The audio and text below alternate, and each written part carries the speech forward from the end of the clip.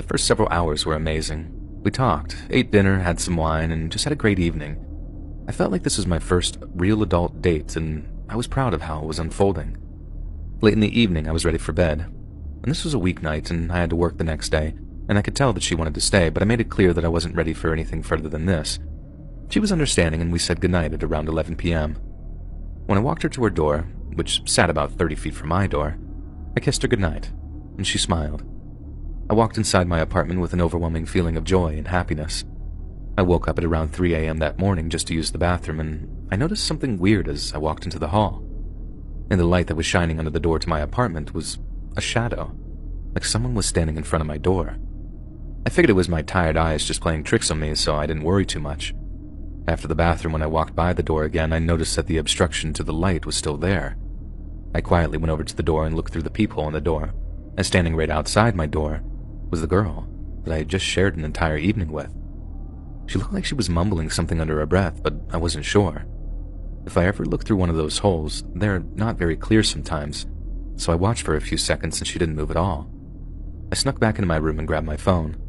I made sure that it was silent and went back to the door, and I texted her phone and said, "Hey, I can't sleep, but I just wanted to let you know that I had a great time tonight."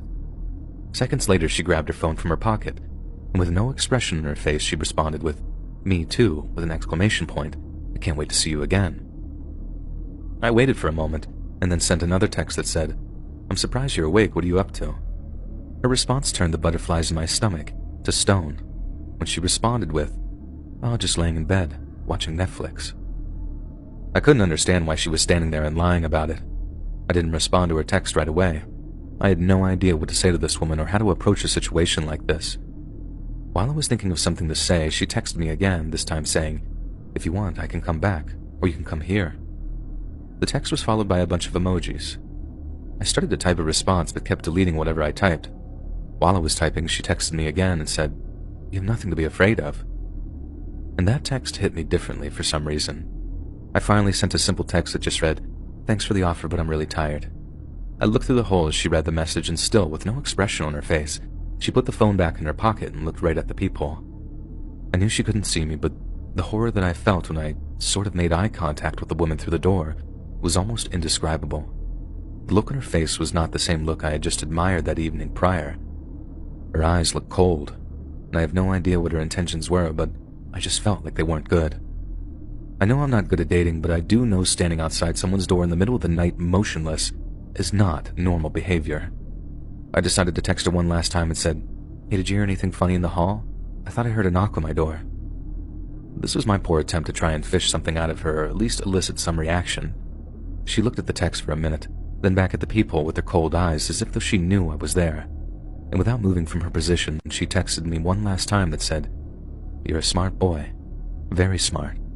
Sleep tight."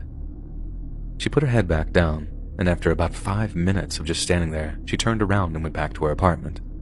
She looked like she had something tucked in the back of her pants, but looking through the peephole, this could have just been my imagination, so I wasn't sure. I texted her the next day and she never responded. Even though she lived a few doors down, I never did run into her again. I left a note for her one time and slipped it under her door and still never heard from her. I never told the apartment management because I didn't really think anything could be done. It was an unnerving and terrifying experience for me, but I had no proof other than a few text messages that didn't show anything legal or really make any sense. I never saw her again, which is insane considering that I lived at this apartment for 6 months after this experience.